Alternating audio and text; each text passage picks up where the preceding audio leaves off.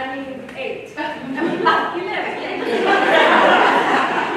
So when I first had my first child, I wanted to have a second one right away so that, get it over with. And in the process of doing that, I lost 4 pregnancies. And so by the time my son Joaquin came, it was after losing 4 pregnancies. I went to the doctor and I said, you know what, shut it. That's it, no more. And he said, well, I would like to, but you're pregnant. I said, oh my God, what did I do?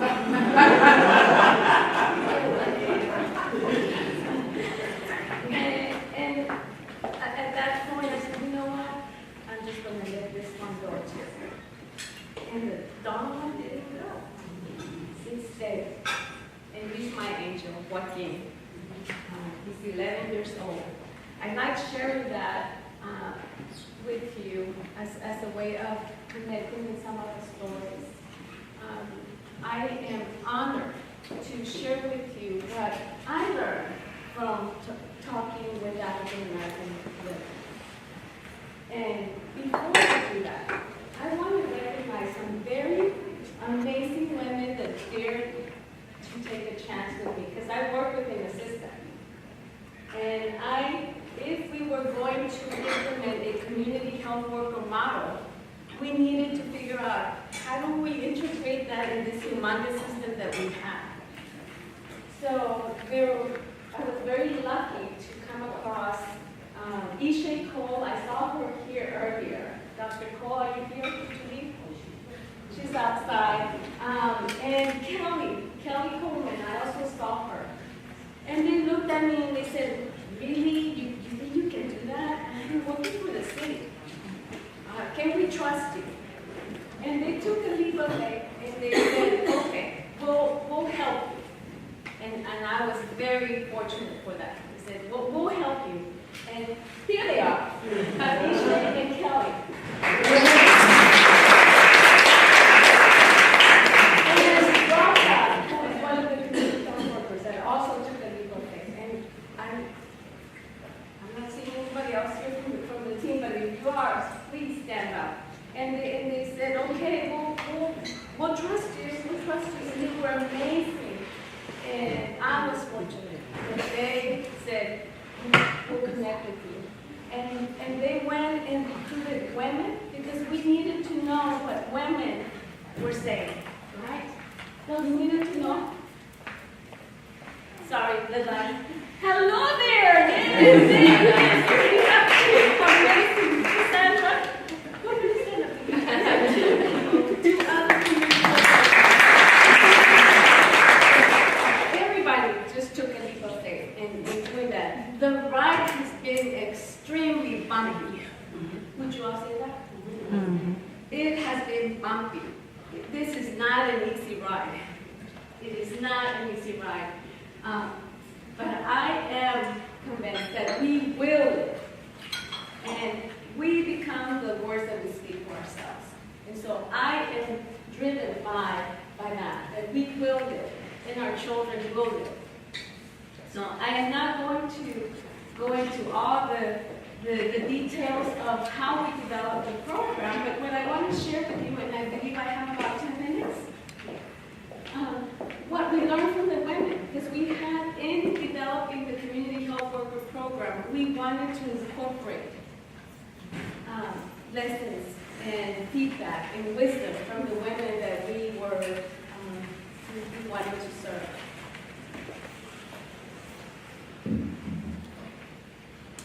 Okay, so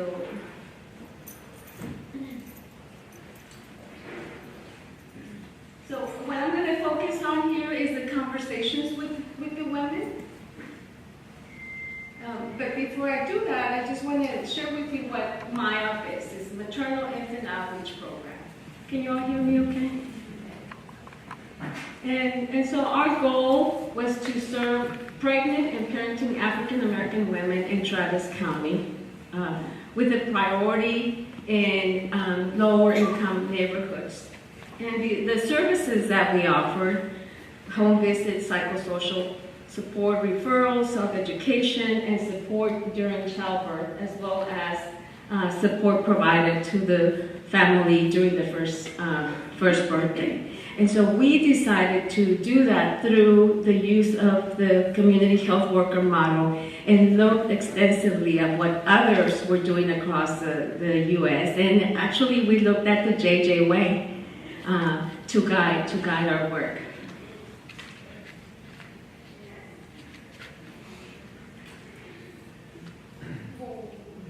This is where you all go, right?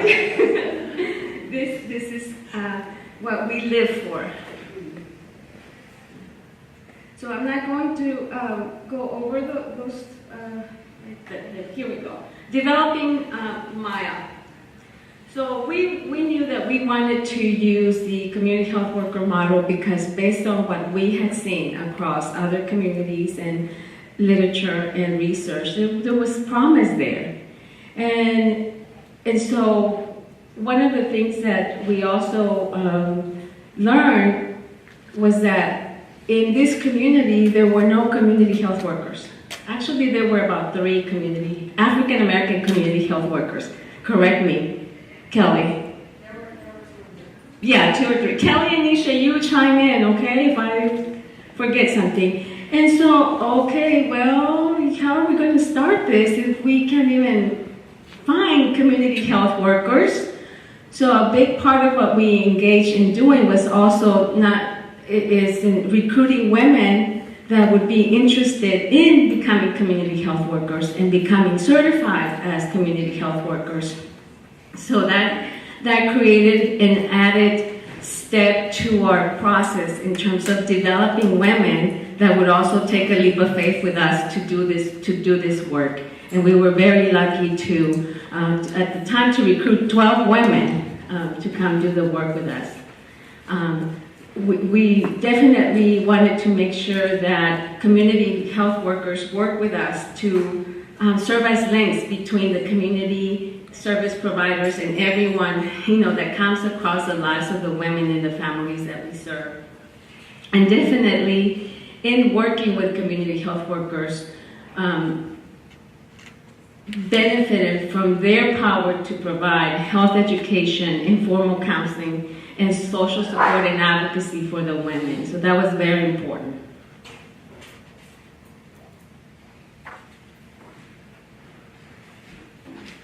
So in terms of the purpose for doing the conversations with the women was to learn about their experiences. And I'm probably not going to share anything here that you don't already know, but the important piece is that it confirms, right, that in this community, there's still so much work to be done in this amazing community.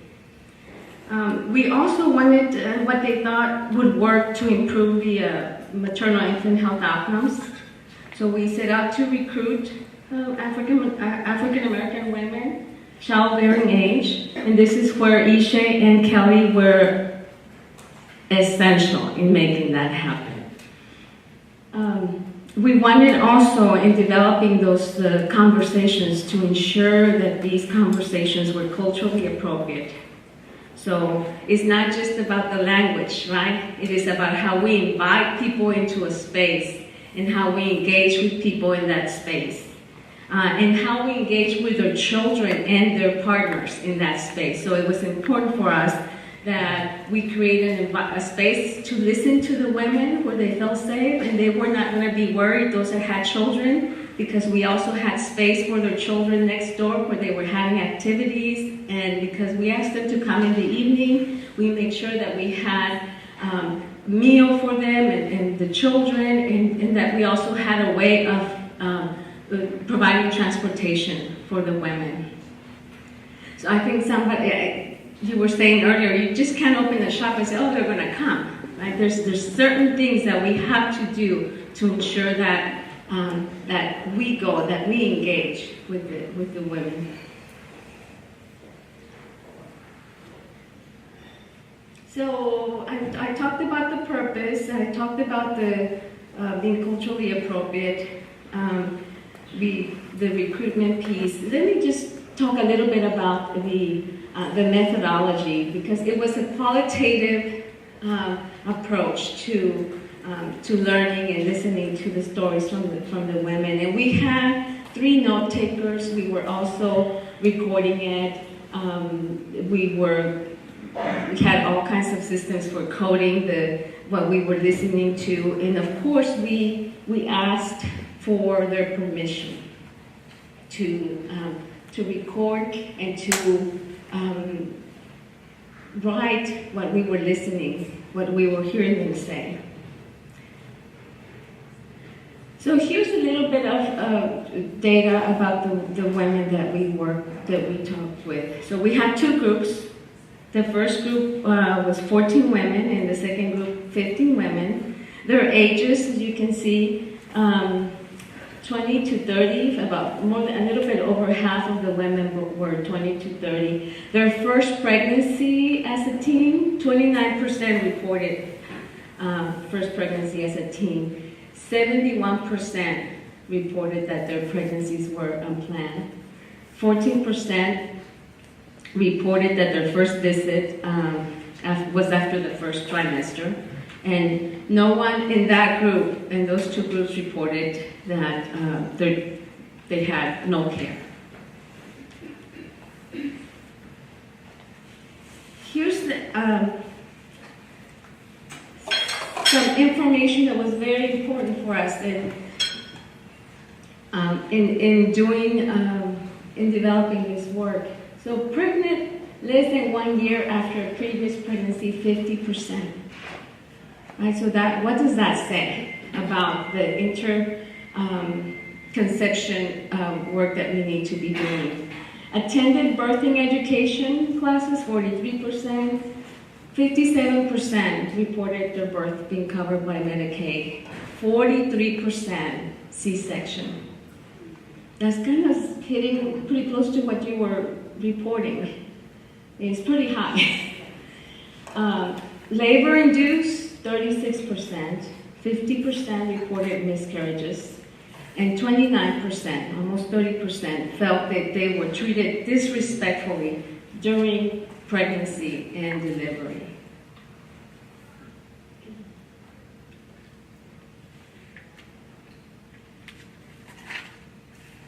We, after listening and coding and looking at what we were hearing, these were the themes that came up. Communication, and I'll talk a little bit more about what that means. Communication, knowledge, attitudes and beliefs, stress, access to care and support and resources. So in looking at the theme of communication, one of the things that they shared with us is they wanted to be able to talk to providers about their health and concerns. And most of us are used to going to providers, right? It's a pretty fast visit. I sometimes feel cheated out of my visit with the doctor, right? So they felt like they were moved through that system very fast without caring about what they had to say. They also want to make sure that the information is timely, accessible, complete, and culturally relevant. It's stuff that we know, right? And yet it's so, for some reason, so difficult to have it implemented in the clinics.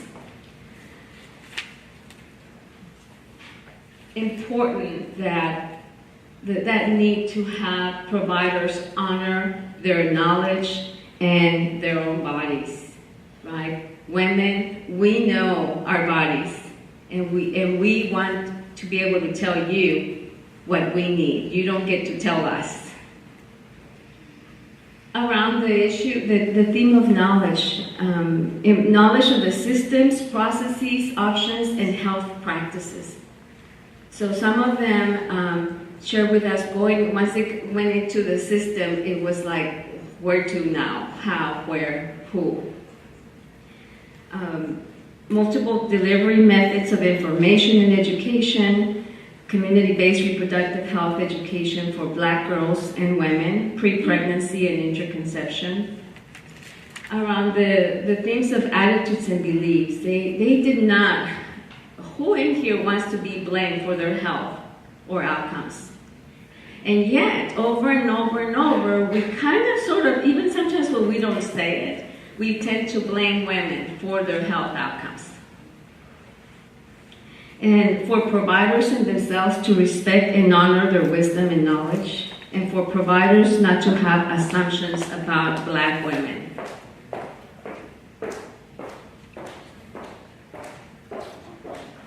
Stress, so you were talking earlier about stress.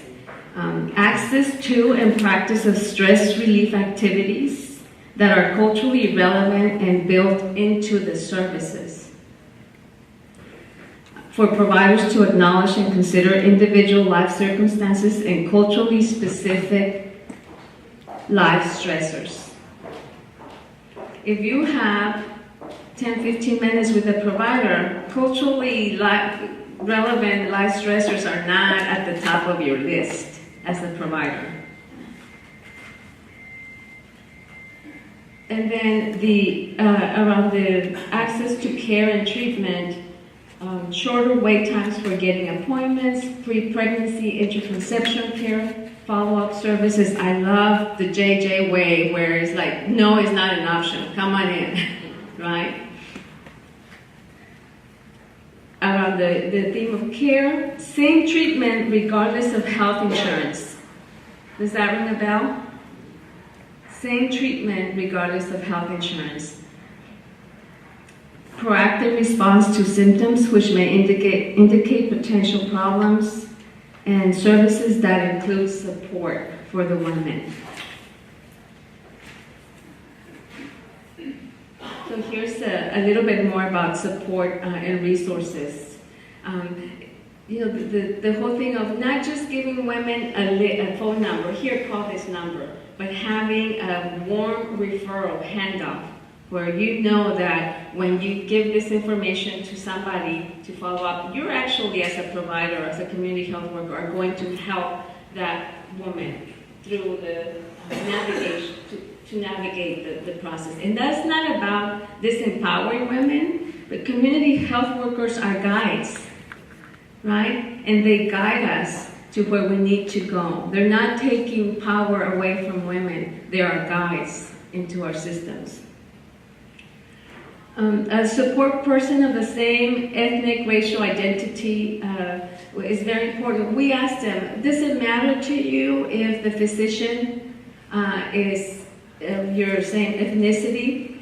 And they said no, but what mattered to them was that the person providing that support was, right? They wanted to know that that woman understood their life experiences. Very, very important.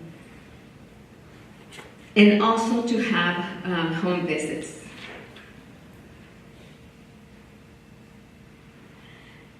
So I have 5 more minutes, but I want to. So that's what we heard, and the theme around UPRA's intent to listen to the community. These are voices directly from the community that affected or impacted work program development, but I also think they have importance in developing policy and practices within healthcare systems. When we were looking at, okay, what models are out there that use community health workers to do the work, these were some of the models, and I just wanted to show off that, hey, we came across the JJ way too. So that's I'm going to be very brief. That's what I wanted to share with you.